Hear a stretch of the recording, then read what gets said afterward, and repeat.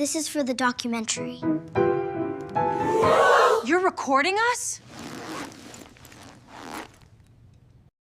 In the bustling lobby of the Grand Plaza Hotel in downtown Chicago, the air was thick with the scent of expensive perfumes and the murmur of polished conversations.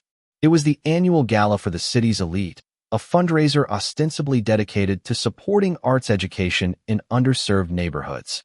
Crystal chandeliers cast a warm glow over designer gowns and tailored tuxedos as guests sipped vintage champagne and congratulated themselves on their philanthropy.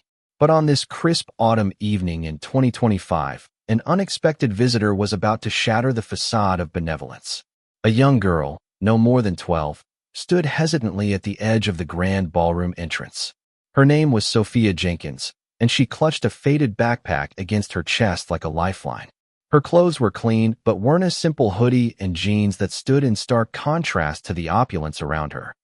With wide, determined eyes, she scanned the room until her gaze locked on the magnificent Baldwin grand piano nestled in the corner, its ebony surface gleaming under the lights. "Excuse me," Sophia said softly, her voice cutting through the chatter like a whisper in a storm. "Could I play the piano for a meal? Just one song." The room didn't fall silent all at once. It started with a few turned heads, then ripples of laughter. "How did she get in here?" muttered a silver-haired woman in a pearl necklace, clutching her glass tighter. "Security must be slipping." Whispers spread like wildfire. "Probably one of those street kids looking for a handout." "This is a private event," called the manager. Eleanor Harrington, the 48-year-old hostess and a pillar of Chicago's high society, glided forward with the grace of someone born into wealth. As the heiress to a real estate empire, she prided herself on her refined tastes and her role in uplifting the less fortunate. Tonight, she saw an opportunity to showcase her authority. "Sweetheart," she cooed, her smile as sharp as a knife, "this isn't the place for games. There's a diner down the street if you're hungry." But Sophia didn't budge. "Please, ma'am, just one piece. In exchange for some food." Her voice held a quiet strength that unsettled a few onlookers. The crowd's amusement grew. Snickers turned to outright chuckles. "She thinks she can play that thing?" scoffed a man in a crisp suit, adjusting his cufflinks. "Bet she doesn't even know middle C." Another woman chimed in, her tone dripping with faux sympathy. "Kids watch too many movies these days. They think they're stars." From the back of the room, Dr. Michael Reynolds, a distinguished 62-year-old concert pianist and faculty member at the Chicago Conservatory, observed the scene with intrigue. In his decades of judging competitions and mentoring prodigies, he'd learned to spot genuine passion. Sophia's eyes weren't those of a beggar. They held a reverence for the instrument that spoke volumes. "Eleanor," he interjected gently, stepping forward, "perhaps we should let her try. This event is about discovering talent, after all." Eleanor let out a tinkling laugh, cold and calculated. "Oh, Michael, be serious. Look at her. Children from her background don't get piano lessons." What no one knew was that Sophia had spent her early years immersed in music. Her grandmother, Louise Jenkins, had been a brilliant jazz and classical pianist in the 1960s, denied opportunities due to the era's rampant segregation. Louise had poured her unfulfilled dreams into teaching Sophia, turning their modest South Side apartment into a sanctuary of scales and sonatas. When Louise passed away 4 years ago, Sophia was thrust into the foster system, bouncing between homes and shelters. Music became her anchor, practiced on invisible keys during sleepless nights. Now, facing this room of skeptics, her fingers twitched subtly, tracing phantom melodies, a coping mechanism born of hardship. The tension built as Eleanor, sensing a chance for entertainment at Sophia's expense, raised her voice. "Fine, darling. We'll make it interesting." The guests leaned in, eager for the spectacle. "You'll play one song, we choose it. If you manage something halfway decent, I'll buy you dinner myself. But if you flop, and we all know you will, you leave quietly and never show your face here again." Murmurs of approval mixed with discomfort. An elderly gentleman in the back whispered, "This seems harsh," but his words were swallowed by the crowd's excitement. Sophia met Eleanor's gaze steadily. "I accept." Memories flooded her, Louise's gentle guidance. "Let the notes do the talking, child. They don't judge."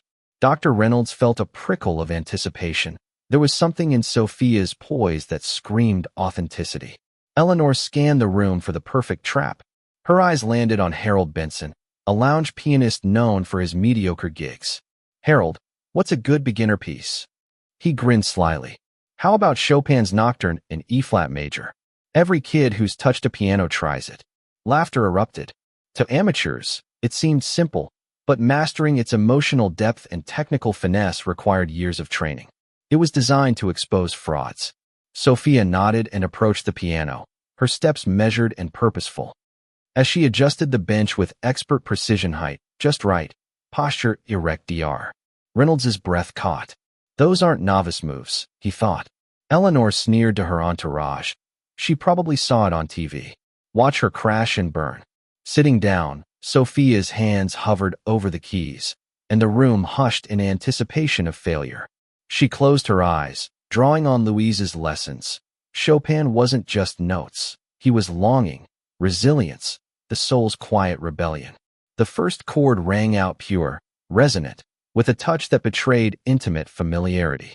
Gasps rippled through the crowd. It wasn't the fumbling they'd expected, it was artistry. Dr. Reynolds edged closer, his expert ear dissecting every nuance. Perfect phrasing, dynamic control, subtle rubato. "This is no beginner," he murmured. Sophia delved into the melody, her fingers dancing with a maturity that belied her age. The nocturne's haunting beauty filled the ballroom, weaving tales of loss and hope. Guests froze, champagne forgotten, as the music enveloped them. Eleanor's smirk faded. "Must be luck," she hissed, but doubt crept in. The performance built to its emotional peak, Sophia navigating complex passages with effortless grace. Whispers turned to awe. "Who is she? This can't be real." Dr. Reynolds was transfixed.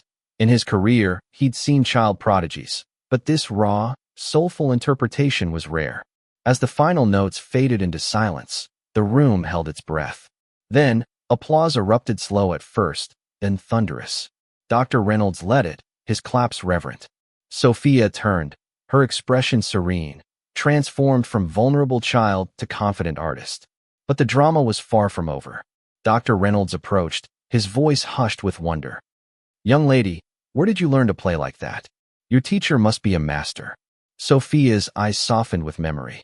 "My grandma taught me. She said music was the one thing life couldn't steal." The name triggered something in Dr. Reynolds. "Louise Jenkins?" "The Louise Jenkins." Sophia nodded. Gasps followed as he explained. Louise had been a trailblazing pianist, barred from major venues in the Jim Crow era, yet she'd mentored generations in hidden community halls. Her legacy was whispered among musicians as one of quiet genius. Eleanor, sensing control slipping, interjected defensively. "Even if that's true, she's still intruding. This is for donors, not beggars." Sophia stood tall, her voice steady. "You're right, Mrs. Harrington. I don't belong here, not as you see me." The room tensed. "My full name is Sophia Jenkins, and I'm the youngest enrollee in the Yale Young Musicians program. I won the National Under-15 piano competition last year." Murmurs grew. Dr. Reynolds pieced it together, the film project. "You're the one from the news." Sophia confirmed with a nod. "I'm working on a Netflix documentary about bias in the arts. My team suggested I attend these galas disguised as someone in need, to capture how the elite really respond to outsiders." Panic spread like wildfire. "You're recording us?" Eleanor stammered, her face paling. Sophia unzipped her backpack, revealing a discreet camera. "High definition, audio, and video. You all signed waivers at the door, fine print about potential filming for educational purposes." The revelation ignited chaos. Guests frantically checked their invitations, whispers turning to arguments. "This is entrapment," one man shouted. "No, it's exposure," another retorted, sparking debates. Was it fair to trick people? Did privilege blind them to talent? Eleanor clutched her pearls, her world crumbling. "You can't air this, it's defamation." Sophia addressed her directly, her words cutting deep. "You spent the night dismissing me based on looks and assumptions. The film shows what happens when prejudice meets potential. It'll premiere next month, but clips are already on my YouTube channel, over 3 million views from similar events." The crowd buzzed with heated discussions. Some defended Eleanor, claiming it was a setup.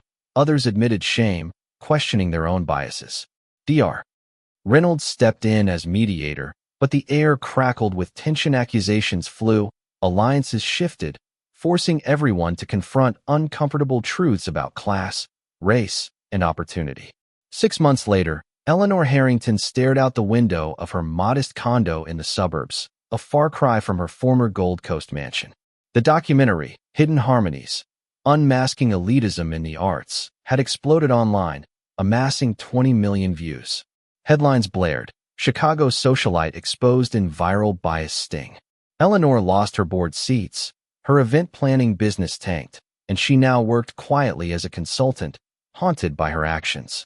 Sophia, meanwhile, thrived.